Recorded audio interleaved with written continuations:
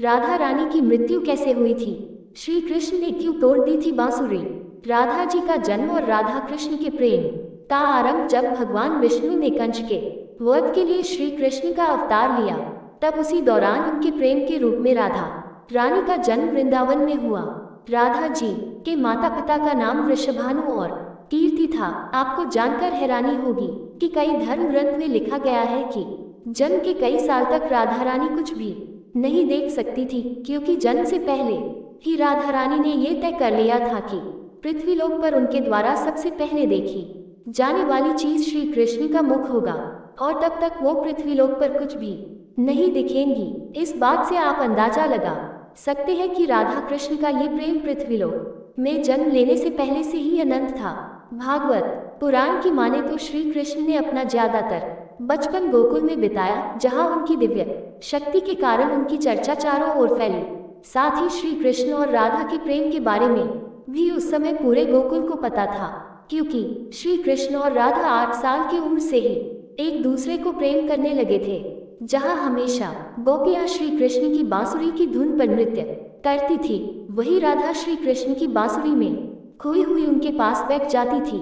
राधा और बांसुरी का जुड़ाव ऐसा था कि जब भी श्री कृष्ण बांसुरी बजाते, राधा को मानो ये पता चल जाता था कि श्री कृष्ण उन्हें बुला रहे हैं। जिसके बाद श्री कृष्ण और राधा घंटों तक यमुना नदी के किनारे बांसुरी की धुन में मगन रहते। कई बार तो गोपियां भी इनके इस तरह के प्रेम को देखकर जलते थे। श्री कृष्ण मथुरा जाने से पूर्व राधा जी को दिए थे ये 2 वचन। जब श्री कृष्ण बड़े हुए तब उनके आसपास के लोगों की जिंदगी काफी तेजी से बदली, खासकर राधा और श्री कृष्ण की, क्योंकि अब वो समय आ चुका था जिसके कारण श्री कृष्ण ने पृथ्वीलोक पर जन्म लिया था। इसलिए अपने मामा कंस के बुलाव पर श्री कृष्ण को वृंदावन छोड़कर मथुरा जाना पड़ा। मथुरा जाने से पहले ही श्री कृष्ण ने आखिरी बार राधा जी से भेंट की थी, और श्री कृष्ण और राधा इस समय काफी उदास थे। राधा ये बात जानती थी कि श्री कृष्ण के मथुरा जाने के बाद श्री कृष्ण का वृंदावन वापस आना बहुत मुश्किल होगा, जिसके बाद राधा रानी शायद श्री कृष्ण से दोबारा नहीं मिल पाएंगे। इसलिए काफी समय तक इन दोनों के बीच खामोशी रही, और अंत में राधा ने श्री कृष्ण से 2 वचन लिए, जिसमें पहला वचन था कि राधा के दिल में हमेशा श्री कृष्ण का ही वास रहेगा, और दूसरे वचन में राधा ने श्री कृष्ण से कहा कि मेरे अंत के समय मुझे आप दर्शन देंगे। श्री कृष्ण राधा के दुखों को समझते थे, और वो ये भी जानते थे कि राधा शायद उनके वियोग को सहन नहीं कर पाएगी। इसलिए श्री कृष्ण ने राधा से एक वचन लिया कि मेरे जाने के बाद राधा तुम मेरे वियोग में कभी आंसू नहीं बहाओगी। जिसके बाद श्री कृष्ण अपने भाई बलराम के साथ मथुरा पहुंचते हैं और अपने कर्मों के अनुसार अपने मामा कंस का वध करके मथुरा के जेल से अपने माता पिता देवकी और वसुदेव को मुक्त कराते हैं। श्री कृष्ण ने जरासंध को हराकर प्रजा की रक्षा के लिए किया द्वारका नगरी का निर्माण। श्री कृष्ण द्वारा कंस का वध करने के बाद मथुरा की प्रजा में बड़ी खुशियां मनाई जाती है, पर कंस की मृत्यु का समाचार जब उसके ससुर मगधराज जरासंध को मिला तो वह आग बबूला हो गया। अपनी विशाल सेना लेकर वह विध्वंसों पर आक्रमण करने चल पड़ा। श्री कृष्ण को जब पता चला कि जरासंध मथुरा पर आक्रमण करने आ रहा है, तो उन्होंने अपने भाई बलराम के साथ एक सैनी तैयार की और जरासंध को युद्ध में बुरी तरह हरा दिया।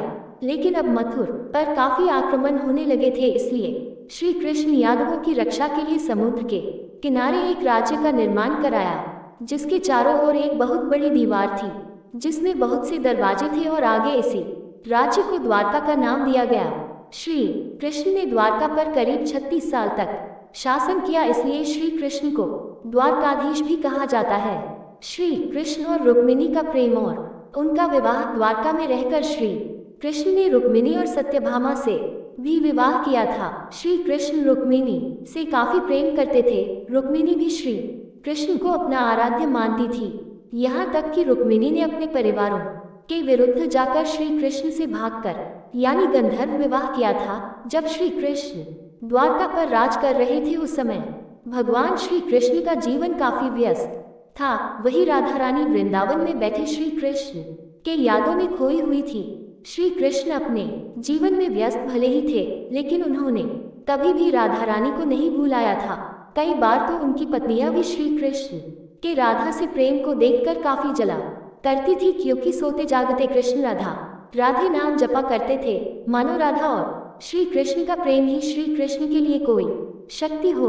राधा और अभिमन्यु का विवाह वैसे कुछ कथाओं में ये लिखा गया है कि खुद ब्रह्मा जी ने आकर बचपन में ही राधा रानी और श्री कृष्ण का विवाह करवाया था, लेकिन ज्यादातर धर्म ग्रंथों में इसके बारे में कोई उल्लेख नहीं मिलता। पर ज्यादातर धर्म ग्रंथों में देखने को मिलता है कि श्री कृष्ण से वियोग के बाद राधा श्री कृष्ण की भक्ति में लग जाती है, जिसके बाद एक समय ऐसा भी आता है जब उनका विवाह यादव पुत्र अभिमन्यु से कर दिया जाता है, और यादव पुत्र अभिमन्यु को श्राप मिला था कि वो कभी भी राधा रानी को छू नहीं सकता। अगर उसने ऐसा किया या कोशिश की तो वह भस्म हो जाएगा। राधा रानी विवाहित जीवन में सदियों तक रहकर अपनी समस्त जिम्मेदारियां पूरी करती रही, और अपनी सभी जिम्मेदारियों से मुक्त होकर वह अपने प्रेम श्री कृष्ण से मिलने का फैसला किया। राधा जी की मृत्यु कैसे हुई थी? पुराणों में राधा की मृत्यु का उल्लेख नारद पुराण में मिलता है, जहाँ लिखा गया है कि जब राधा रानी श्री कृष्ण से मिलने द्वारका पहुंची तो यहाँ दोनों काफी समय तक साथ रहे, पर एक साथ एक महल में रहने के बावजूद श्री कृष्ण अपने कार्यों में काफी व्यस्त रहते थे। इसके अलावा श्री कृष्ण को ये भी डर था कि कहीं श्री कृष्ण और उनके प्रेम के कारण श्री कृष्ण की पत्नी रुक्मिणी और सत्यभामा को मिलने वाला श्री कृष्ण का प्रेम कम न हो जाए। इसलिए राधा रानी ने श्री कृष्ण को बिना बताए द्वारका छोड़ दिया और वापस वृंदावन चली गई। लेकिन अब राधा रानी का अंतिम समय आ चुका था, जिसके बाद राधा रानी ने अपने अंतिम समय में श्री कृष्ण को उनकी वचन की याद दिलाई कि कैसे श्री कृष्ण ने मथुरा जाते समय राधा रानी को उनके अंतिम समय में पास रहने का वचन दिया था। जैसे ही श्री कृष्ण को राधा रानी के अंतिम समय का आभास हुआ तो वे तुरंत ही राधा रानी के पास पहुंच जाते हैं। अपने प्रेम को इस तरह से अंतिम सांसें लेते देख श्री कृष्ण काफी भावुक हो गए थे, जिसके बाद श्री कृष्ण ने राधा से अंतिम समय में कुछ मांगने को कहा था।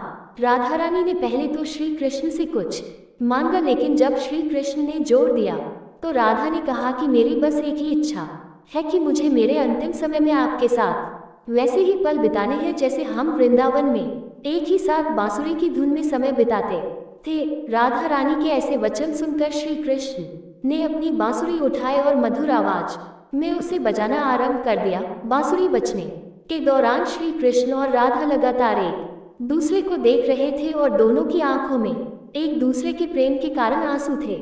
इसी तरह वृंदावन की पुराने यादों में और श्री कृष्ण की बाहों में राधा जी ने अपनी अंतिम सांसें ली।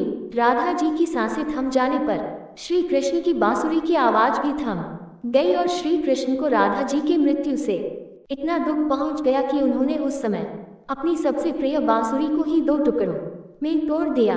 और इसी तरह एक ही दिन श्री कृष्ण ने अपनी 2 सबसे प्रिय चीजें खो दी, जिसमें सबसे पहला उनका प्रेम और दूसरी उनकी बांसुरी थी। श्री राधा की मृत्यु के बाद श्री कृष्ण भी ज्यादा समय तक पृथ्वीलोक पर नहीं रहे और अपने अंतिम कार्य यानी महाभारत के युद्ध का समाप्त करने के बाद उन्होंने भी पृथ्वीलोक छोड़ दिया। वीडियो पसंद आए तो वीडियो को लाइक, शेयर और चैनल को सब्सक्राइब करना ना भूलें। जय श्री राम।